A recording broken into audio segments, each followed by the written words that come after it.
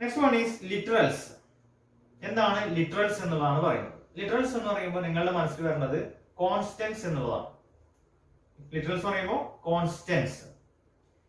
ഉദാഹരണമായിട്ട് എത്രയും ചിന്തിക്കേണ്ടതുള്ളൂ, നമുക്ക് ഏതെങ്കിലും ഡാറ്റ വാല്യൂസ് പ്രോഗ്രാം റൺ ചെയ്യുന്ന സമയത്ത് ആ ഡാറ്റ വാല്യൂ കോൺസ്റ്റന്റ് ആയിട്ട് നിലനിർത്താൻ വിചാരിക്കുക.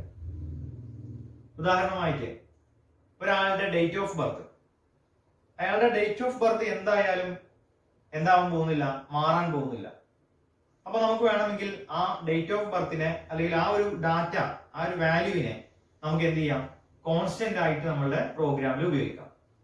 അതേപോലെ മാത്തമാറ്റിക്കൽ ടേം ആയിട്ടുള്ള പൈ, അതിന്റെ വാല്യൂ എന്ത് ചെയ്യാൻ പോകുന്നില്ല, ചേഞ്ച് ആവാൻ പോകുന്നില്ല.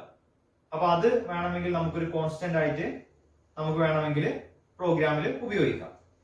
അപ്പൊ ഇത്തരത്തിലുള്ള വാല്യൂസിനെ അല്ലെങ്കിൽ ഡാറ്റ ഐറ്റംസിനെ റെപ്രസെന്റ് ചെയ്യാൻ വേണ്ടിയിട്ടാണ് ലിറ്ററൽസ് എന്ന് പറയുന്നത് അല്ലെങ്കിൽ കോൺസ്റ്റൻസ് എന്ന് പറയുന്നത്. ഈ ഡാറ്റ ഐറ്റം മാറുന്നതിനനുസരിച്ച് അതിന് വ്യത്യസ്ത പേരുകൾ നൽകുകയാണ്. എന്ന് പറയുമ്പോൾ ഡാറ്റ പലതരത്തിലുണ്ട്. അത് ഒന്ന് ചിലപ്പോ ഇന്റീജർ നമ്പേഴ്സ് ആവാം, അല്ലെങ്കിൽ ചിലപ്പോൾ ഫ്ലോട്ടിംഗ് പോയിന്റ് നമ്പേഴ്സ് ആവാം. അത് എന്താന്നുള്ള വൺ ബൈ വൺ ആയിട്ട് നമുക്ക് പറയാം. പിന്നെ ക്യാരക്ടർ ടൈപ്പ് ആവാം, അതല്ലെങ്കിൽ സ്ട്രിംഗ് ടൈപ്പ് ആകാം. അതിനെ ബേസ് ചെയ്തിട്ട് അതിന് പല പേരുകൾ നൽകിയെന്നുള്ളൂ. അതാണ് വൺ ബൈ വൺ ആയിട്ട് പറയുന്നത്. First one is integer literals, second one is floating point literals, third one is character literals and fourth one is string literals. അതിൽ ഒന്നാമത്തെയാണ് പറയുന്നത് ഇന്റീജർ ലിറ്ററൽസ് എന്താന്നുള്ളത്. ഇന്റീജർ നമ്പർ എന്താണെന്ന് ആദ്യം മനസ്സിലാക്കാം. വളരെ സിമ്പിൾ ആണ്.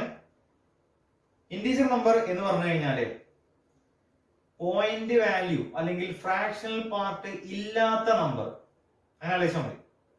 പോയിന്റ് വാല്യൂ ഇല്ലാത്ത അല്ലെങ്കിൽ ഫ്രാക്ഷണൽ പാർട്ട് ഇല്ലാത്ത നമ്പറുകളെയാണ് എന്ത് പറയുന്നത്, ഇന്റീജർ നമ്പേഴ്സ് എന്ന് പറയുന്നത്. എക്സാമ്പിൾ ആണ് ഇപ്പൊ നിങ്ങൾ കണ്ടുകൊണ്ടിരിക്കുന്നത്. പോസിറ്റീവ് സംഖ്യ ആകാം, നെഗറ്റീവ് സംഖ്യ ആകാം, ഏതോ ആകാം, പോസിറ്റീവ് ആകാം, നെഗറ്റീവ് ആകാം. പക്ഷെ എന്തുണ്ടാവാൻ പാടില്ല, ഫ്രാക്ഷണൽ പാർട്ട് അല്ലെങ്കിൽ പോയിന്റിന് ശേഷം അല്ലെങ്കിൽ ആ പോയിന്റ് വാല്യൂ ഉണ്ടാവാൻ പാടില്ല എന്നാണ് പറയുന്നത്. അത്തരം വാല്യൂസിനെയാണ് ഇന്റീജർ നമ്പേഴ്സ് എന്ന് പറയുന്നത്. അത്തരം കോൺസ്റ്റന്റ്സിനെയാണ് ഇന്റീജർ ലിറ്ററൽസ് എന്ന് പറയുന്നത്. പിന്നെ ഇന്റീജർ ലിറ്ററൽസ് ആകുമ്പോൾ ഞാൻ ഓൾറെഡി പറഞ്ഞു കഴിഞ്ഞു. Integer constant must have at least one digit, തീർച്ചയായിട്ടും ഒരു ഡിജിറ്റ് എങ്കിലും ഉണ്ടാവണം. And must not contain any decimal point. ഞാൻ പറഞ്ഞു ഡെസിമൽ പോയിന്റ്സ് ഒന്നും ഉണ്ടാവാൻ പാടില്ല എന്ന് പറഞ്ഞു. പിന്നെ ഞാൻ പറഞ്ഞു ഇത് സംഖ്യ പോസിറ്റീവ് അല്ലെങ്കിൽ നെഗറ്റീവ് ആകാം എന്ന് പറഞ്ഞു.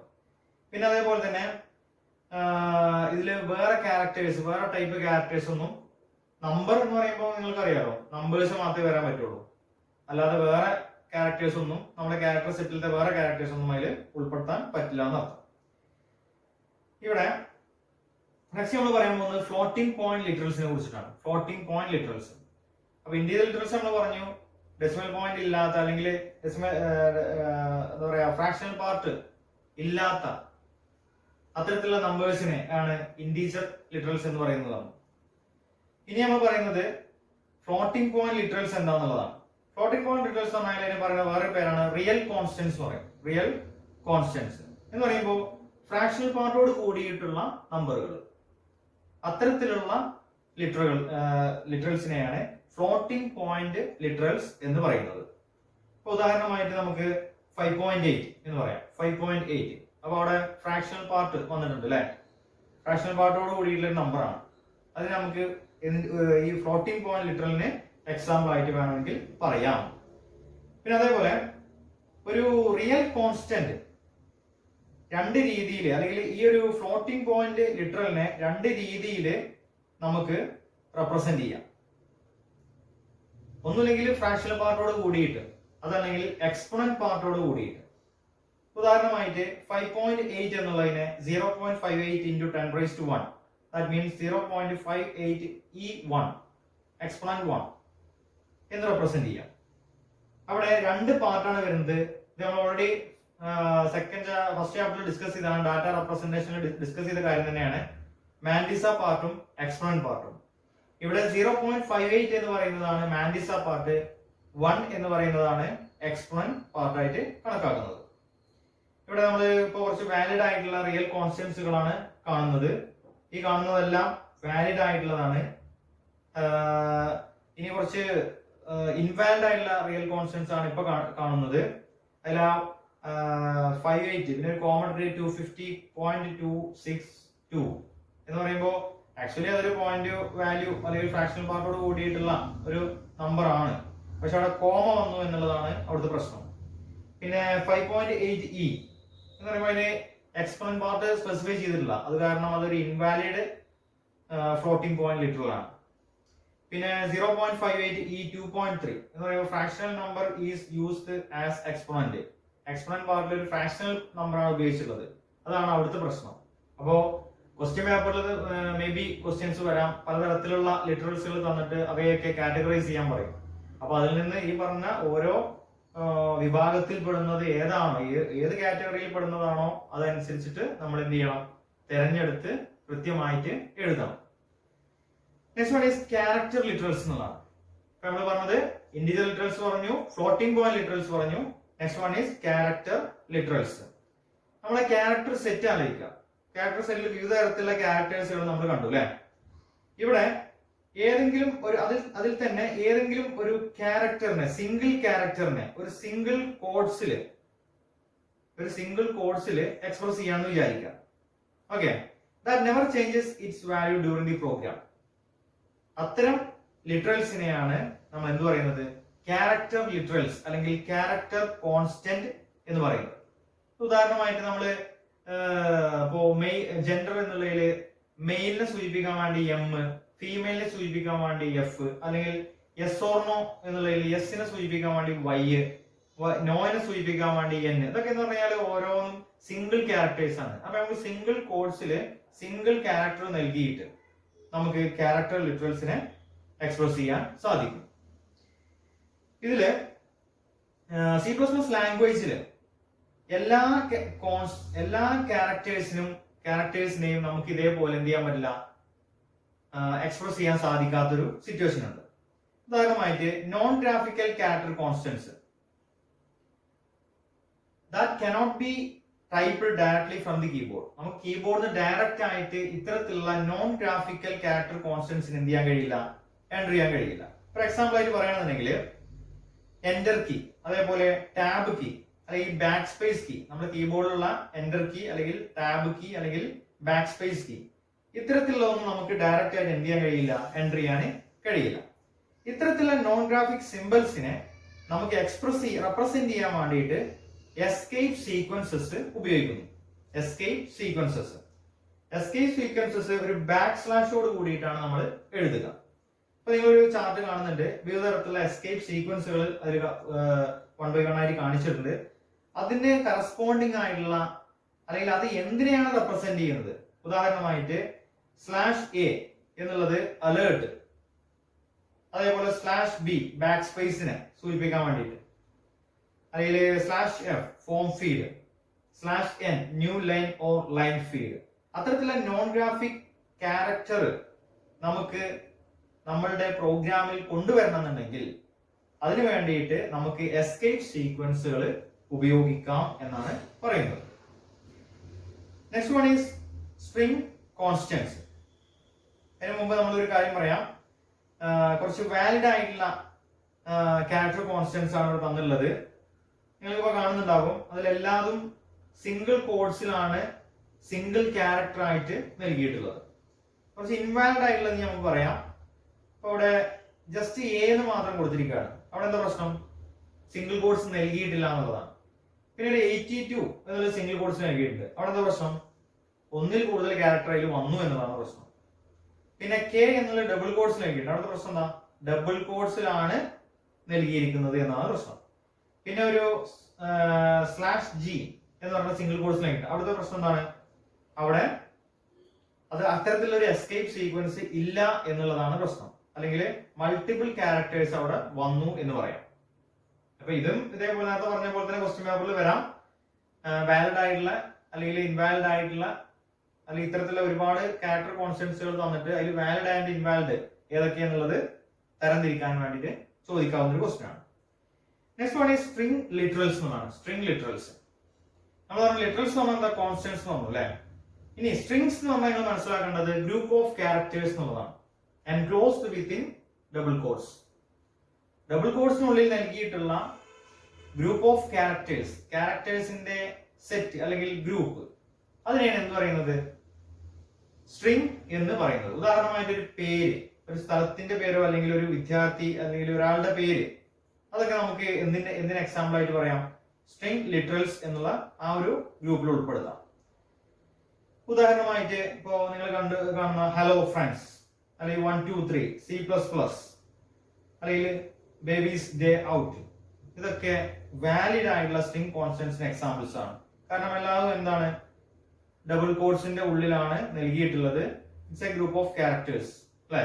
അപ്പൊ അതിനെ നമുക്ക് സ്ട്രിംഗ് ലിറ്ററൽസിന് എക്സാമ്പിൾ ആയിട്ട് പറയാവുന്നതാണ്. Next one is punctuators. Punctuators എന്ന് പറഞ്ഞാൽ it is used for grammatical perfection of sentences എന്നുള്ളതാണ്. ഉദാഹരണമായിട്ട് വാട്ട് ഈസ് യുവർ നെയിം എന്ന് ചോദിക്കുമ്പോൾ നമ്മൾ എഴുതുമ്പോൾ ഒരു ക്വസ്റ്റ്യൻ മാർക്ക് ലാസ്റ്റ് ഇടും അല്ലെ? It represents it is A question. അതൊരു ക്വസ്റ്റ്യൻ ആണ്, it denotes it is A question. അതൊരു ക്വസ്റ്റ്യൻ ആണ് എന്നുള്ളതാണ് അത് ഡിനോട്ട് ചെയ്യുന്നത് അല്ലെ? അപ്പൊ അത്തരത്തിലുള്ള ഗ്രാമാറ്റിക്കൽ പെർഫെക്ഷന് വേണ്ടിയിട്ട് നമുക്ക് വിവിധ തരത്തിലുള്ള പങ്ക്ച്വേറ്റേഴ്സ് ഉപയോഗിക്കാവുന്നതാണ് C++. ഉദാഹരണമായിട്ട് ഇപ്പൊ ഒരു സെന്റൻസ് കഴിയുമ്പോൾ നമ്മളൊരു ഡോട്ട് ഇടുന്നത്, അതൊക്കെ ഗ്രാമാറ്റിക്കൽ പെർഫെക്ഷന് വേണ്ടിയിട്ടാണ് നമ്മൾ ചെയ്യാറുള്ളത്. അതേപോലെ തന്നെ വേറെ C++ ഉള്ള മറ്റു പങ്ക്ച്വേറ്റേഴ്സിന് എക്സാമ്പിൾ ആണ് hash, semicolon, single quote, double quote, round bracket, square bracket, brace bracket, ഇതെല്ലാം അതിന് എക്സാമ്പിൾസ് ആണ്. നെക്സ്റ്റ് വൺ ഈസ് ഓപ്പറേറ്റേഴ്സ് എന്നുള്ളതാണ്. ഓപ്പറേറ്റേഴ്സ്, അപ്പൊ നമ്മൾ ടോക്കൺസ് ആണ് പറഞ്ഞുകൊണ്ടിരിക്കുന്നത്. അതിൽ ഒന്നാമത്തെ കീവേഡ് നമ്മൾ പറഞ്ഞു, കീവേഡ്സ് നമ്മൾ പറഞ്ഞു pre defined words. Second one is identifiers എന്ന് പറഞ്ഞാൽ user defined words. Third one is literals എന്ന് പറഞ്ഞാൽ കോൺസ്റ്റന്റ്സ്. പിന്നെ ഡാറ്റയുടെ ക്യാരക്ടർ അനുസരിച്ച് പലതരത്തിലുള്ള കോൺസ്റ്റന്റ്സ് നമ്മൾ പറഞ്ഞു. Integer constants, floating point constants, character constants, literal constant.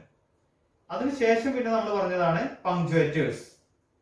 ഇനി നമ്മൾ ലാസ്റ്റ് പറയാൻ പോകുന്നതാണ് ഓപ്പറേറ്റേഴ്സ് എന്ന് പറയുന്നത്. നമ്മൾ ഇത്ര മനസ്സിലാക്കണ്ടുള്ളൂ, ഓപ്പറേഷന് സഹായിക്കുന്ന സിമ്പലിനെയാണ് ഓപ്പറേറ്റർ എന്ന് പറയുന്നത്. ഓക്കെ, ഓപ്പറേഷന് സഹായിക്കുന്ന സിമ്പൽ എന്ന് പറഞ്ഞു കഴിഞ്ഞാല് ഉദാഹരണമായിട്ട് നമുക്ക് പറയാം A+B, അവിടെ പ്ലസ് എന്ന് പറയുന്നതാണ് ഓപ്പറേറ്റർ. അല്ലെങ്കിൽ A/B, ആ സ്ലാഷ്, ആ ബൈ അല്ലെങ്കിൽ ഡിവിഷന് വേണ്ടി ഉപയോഗിക്കുന്ന സിമ്പൽ, അതാണ് അവിടുത്തെ ഓപ്പറേറ്റർ. അല്ലെങ്കിൽ A greater than B, അല്ലെങ്കിൽ 1 greater than 2, ആ ഗ്രേറ്റർ ദാൻ എന്ന് പറയുന്നതാണ് അവിടുത്തെ ഓപ്പറേറ്റർ. ഇനി വേറൊരു വാക്ക് കൂടി നമുക്ക് പരിചയപ്പെടാം, ഓപ്പറാൻഡ്. ഓപ്പറാൻഡ് എന്ന് പറഞ്ഞാൽ, ഓപ്പറാൻഡ്സ് എന്ന് പറഞ്ഞു കഴിഞ്ഞാല് ഓപ്പറേഷനിൽ പാർട്ടിസിപ്പൻസ്, ഓപ്പറേഷനിലെ പാർട്ടിസിപ്പൻസ് എന്ന് പറഞ്ഞു കഴിഞ്ഞാൽ A+B എന്ന് പറഞ്ഞാൽ എയും ബിയും ആണ് അവിടുത്തെ ഓപ്പറേഷനിൽ പാർട്ടിസിപ്പേറ്റ് ചെയ്യുന്നത്. അപ്പോൾ എയും ബിയും നമുക്ക് എന്ത് പറയാം? ഓപ്പറാൻഡ്സ് എന്ന് പറയാം. A<B എന്ന് പറഞ്ഞാൽ എയും ബിയും ആണ് അവിടുത്തെ, അല്ലെങ്കിൽ നമുക്ക് X<Y എന്ന് പറഞ്ഞാൽ എക്സും വൈയും ആണ് അവിടുത്തെ എന്ത്? പാർട്ടിസിപ്പൻസ്, ഓപ്പറേഷൻ, ആ ഓപ്പറേഷനിലെ പാർട്ടിസിപ്പൻസ്. അതുകൊണ്ട് നമുക്ക് അതിനെന്ത് പറയാം? ഇത് എക്സും വൈയും ആണ് അവിടുത്തെ ഓപ്പറാൻഡ്സ് എന്ന് പറയാം. അപ്പൊ ഓപ്പറേറ്റർ എന്താന്ന് നമ്മൾ പറഞ്ഞു, ഓപ്പറാൻഡ്സ് എന്താണെന്നും നമ്മൾ പറഞ്ഞു. അപ്പോ വിവിധ തരത്തിലുള്ള പലതരത്തിലുള്ള ഓപ്പറേറ്റേഴ്സുകൾ നമ്മൾ C++ എന്ന് പറയുന്ന പ്രോഗ്രാമിംഗ് ലാംഗ്വേജിൽ ഉപയോഗിക്കാവുന്നതാണ്. Arithmetic operators, relational operators, logical operators, assignment operators, conditional operators, ഇതെല്ലാം നമ്മൾ നെക്സ്റ്റ് ചാപ്റ്ററിലാണ് ഡിസ്കസ് ചെയ്യാൻ പോകുന്നത്. ഇനി നമ്മൾ ഇവിടുത്തെ ഈ ചാപ്റ്ററിൽ ഒരു ചെറിയൊരു ടോപ്പിക് കൂടിയാണ് ഡിസ്കസ് ചെയ്യാൻ പോകുന്നത്. അതിന്റെ പേരാണ് IDE എന്ന് പറയും. IDE, integrated development environment. ഈ ടോപ്പിക് കൊണ്ട് ഉദ്ദേശിക്കുന്നത് ഈ ജീനി എന്ന് പറയുന്ന, അല്ലെങ്കിൽ നമ്മളുടെ ഇത്തരം പ്രോഗ്രാംസുകളെ, C++ എഴുതുന്ന പ്രോഗ്രാംസുകളെ നമ്മൾ എഴുതുന്നത് നമ്മൾ എഴുതാൻ ഒരു ടെക്സ്റ്റ് എഡിറ്റിംഗ് സോഫ്റ്റ്വെയർ വേണം അല്ലെ. അപ്പൊ അതിന് പലതരത്തിലുള്ള ഇതിന് സഹായിക്കുന്ന പലതരത്തിലുള്ള ടെക്സ്റ്റ് എഡിറ്റിംഗ് സോഫ്റ്റ്വെയർസും അവൈലബിൾ ആണ്. നമ്മൾ വേണമെങ്കിൽ മറ്റേ സാധാ നോട്ട് പാഡിലോ ഒക്കെ വേണമെങ്കിൽ എഴുതാം. പക്ഷെ ഇത്തരം ഐഡിയകൾ, ഇപ്പൊ അതിന് ഉദാഹരണമായിട്ട് നമുക്ക് പറയുകയാണെങ്കിൽ ജീനി എന്ന് പറയുന്നത് ഒരു ഐഡിയയാണ്. ഏതിന്? C++ പ്രോഗ്രാം എഴുതാൻ വേണ്ടിയിട്ടുള്ള ഐഡിയയാണ്. ഐഡിയ പറയുമ്പോൾ നിങ്ങൾ മനസ്സിലാക്കേണ്ടത് സോഫ്റ്റ്വെയർ പാക്കേജ് എന്നായിരിക്കുക, സോഫ്റ്റ്വെയർ പാക്കേജ്. ഓക്കെ, അത് എന്തിനു സപ്പോർട്ട് ചെയ്യുന്നു? ഈ പറഞ്ഞ C++ എന്ന് പറയുന്ന പ്രോഗ്രാമിംഗ് ലാംഗ്വേജിനെ നമുക്ക് എഴുതുവാനും അതിൽ എഴുതുവാനും അതേപോലെ തന്നെ അതിൽ എന്തെങ്കിലും മിസ്റ്റേക്സുകൾ ഉണ്ടെങ്കിൽ അതിൽ കമ്പൈൽ ചെയ്യാനും അതിൽ എന്തെങ്കിലും എററുകൾ ഉണ്ടെന്നുണ്ടെങ്കിൽ കറക്റ്റ് ചെയ്യുവാനും എക്സിക്യൂട്ട് ചെയ്യുവാനും അങ്ങനെ എല്ലാവിധ കാര്യങ്ങളും ചെയ്യുവാനുള്ള ഒരു atmosphere, typing, editing, searching, compiling, linking, execution, ഈ പറഞ്ഞ എല്ലാ കാര്യങ്ങളും നമുക്ക് ഒരൊറ്റ സോഫ്റ്റ്വെയർ തന്നെ എന്ത് ചെയ്യാണ്? പ്രൊവൈഡ് ചെയ്യാണ്. നമുക്ക് ചെയ്യാനുള്ള ഒരു സാഹചര്യം നമുക്ക് തരികയാണ്. അപ്പൊ അത്തരത്തിലുള്ള സോഫ്റ്റ്വെയർസിനെ മൊത്തത്തിൽ പറയുന്ന പേരാണ് IDE എന്ന് പറയുന്നത്. ഉദാഹരണങ്ങൾ പറയാണ്, ഒരു പേര് പറഞ്ഞ എക്സാമ്പിൾ ആണ് ജീനി എന്ന് പറയുന്ന ഒരു സോഫ്റ്റ്വെയർ, അല്ലെങ്കിൽ ടർബോ C++ എന്ന് പറയുന്ന വേറെ ഒരു സോഫ്റ്റ്വെയർ ആണ്. അപ്പൊ ഇതൊക്കെ രണ്ടാണ്, ടർബോ C++ ആണെങ്കിലും ജീനി ആണെങ്കിലും അതേപോലെ തന്നെ ബോർലാൻഡ് C++ ആണെങ്കിലും ഒക്കെ ഇത്തരത്തിലുള്ള IDEകൾക്ക് എക്സാമ്പിൾ ആണ്.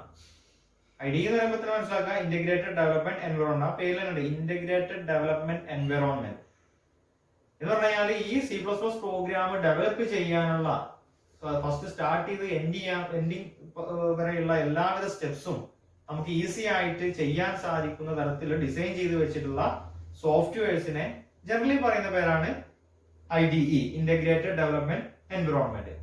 നമ്മള് ഇത്തരം പ്രോഗ്രാംസുകളെ നമ്മൾ എഴുതാൻ പോകുന്ന അല്ലെങ്കിൽ നമ്മൾ യൂസ് ചെയ്യാൻ പോകുന്ന IDE ആണ് ജീനി. ഞാൻ നേരത്തെ പറഞ്ഞ ജീനി എന്ന് പറയുന്ന IDE. അപ്പൊ ഈ ജീനി എന്ന് പറയുന്ന IDE എന്താണെന്നും അതോടൊപ്പം തന്നെ അത് എങ്ങനെ ബേസിക് ആയിട്ട് അത് എങ്ങനെ ഓപ്പറേറ്റ് ചെയ്യുന്നു എന്നുള്ള കാര്യങ്ങളൊക്കെയാണ് ഈ ചാപ്റ്ററിൽ നെക്സ്റ്റ് ഡിസ്കസ് ചെയ്യുന്നത്. അത് നമ്മൾ ഇപ്പോ അത് പറയണമെന്ന് നിർബന്ധമുള്ള ഒരു കാര്യമല്ല. കാരണം ഇതിനെ ബേസ് ചെയ്തിട്ട് ക്വസ്റ്റ്യൻസ് ഒന്നും വരില്ല. നമുക്ക് പ്രാക്ടിക്കൽ സെഷനിലാണ് ഇതിന്റെ ഉപയോഗം വരുന്നത്. അപ്പൊ നമ്മള് പ്രാക്ടിക്കൽ സെഷൻ സ്റ്റാർട്ട് ചെയ്യുന്നത് സെക്കൻഡ് ഇയറിലാണ്. ആ സമയത്ത് പ്രാക്ടിക്കൽ സെഷനിൽ നമുക്ക് ഇതിനെ കുറിച്ച് വിശദമായിട്ട് ഡിസ്കസ് ചെയ്യുകയും ചെയ്യാം. ഇനി നമുക്ക് ഇതിൽ ജസ്റ്റ് ഞാനൊന്ന് ഓടിച്ചു പറഞ്ഞു പോകാം. ഇതില് എങ്ങനെ ഒരു ജീനി എന്ന് പറയുന്ന സോഫ്റ്റ്വെയർ ഓപ്പൺ ചെയ്യാം എന്നുള്ളതാണ്. നമ്മൾ ലിനക്സ് വേർഷൻ ആണ്. അപ്പൊ ലിനക്സിൽ നമ്മൾ ഉബുണ്ടു ഓപ്പൺ ചെയ്തിട്ട് അതിൽ ആപ്ലിക്കേഷൻസ് എന്ന് പറയുന്ന മെനുവില് പ്രോഗ്രാമിംഗ് എന്ന് പറയുന്ന സെക്ഷനിൽ ജീനി എന്ന് പറയുന്ന സോഫ്റ്റ്വെയർ ഉണ്ട്. അത് ഓപ്പൺ ചെയ്ത് കഴിഞ്ഞാൽ ഒരു വിൻഡോ വരും. That is the IDE. Okay, Geany എന്ന് പറയുന്ന IDEയുടെ ഒരു പിക്ചർ ആണ് ഇപ്പൊ നിങ്ങൾ കാണുന്നത്. ഇതില് അതേപോലെ തന്നെ നമുക്ക് ആ ഒരു ഒഴിഞ്ഞ സ്ഥലത്ത് നമുക്ക് അവിടെ ഈ പറഞ്ഞ C++ പ്രോഗ്രാംസുകൾ നമുക്ക് എഴുതാം, കോഡുകൾ എഴുതാം.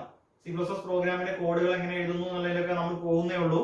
നമ്മൾ ജസ്റ്റ് ഇപ്പൊ പറഞ്ഞു പോവുകയാണ് എങ്ങനെ ഇത് ഉപയോഗിക്കാം എന്നുള്ളത്. അതോടൊപ്പം തന്നെ ഇത്തരം അതിൽ നമ്മൾ ഫയൽ എന്ന് പറയുന്ന ഒരു മെനു കാണുന്നുണ്ട്. ഫയലിൽ നമുക്ക് പുതിയൊരു പ്രോഗ്രാം എഴുതാൻ പോവുകയാണെങ്കിൽ ഫയലിൽ ന്യൂ പോയി കഴിഞ്ഞാൽ നമുക്ക് പുതിയൊരു പേജ് ലഭിക്കും.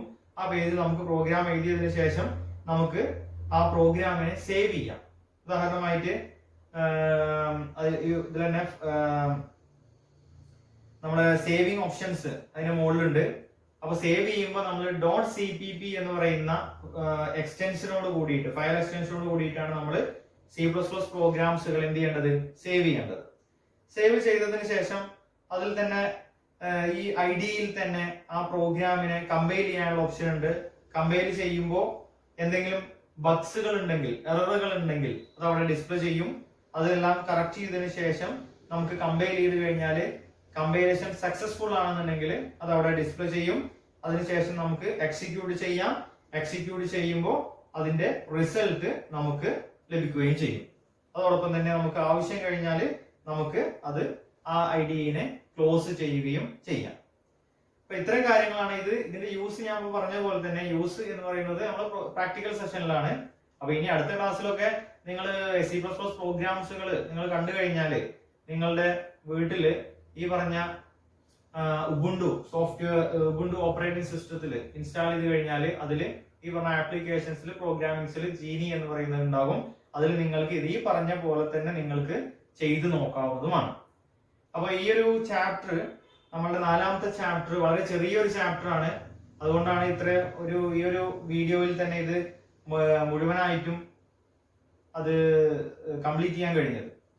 അപ്പോൾ ഇതിനെ കുറിച്ച് എന്തെങ്കിലും തരത്തിലുള്ള ഡൗട്ട്സുകൾ ഉണ്ടെന്നുണ്ടെങ്കിൽ മെസ്സേജ് ചെയ്യുക. വീഡിയോസ് 1 by 1 ആയിട്ട് എല്ലാതും കൃത്യമായ രീതിയിൽ കാണുക.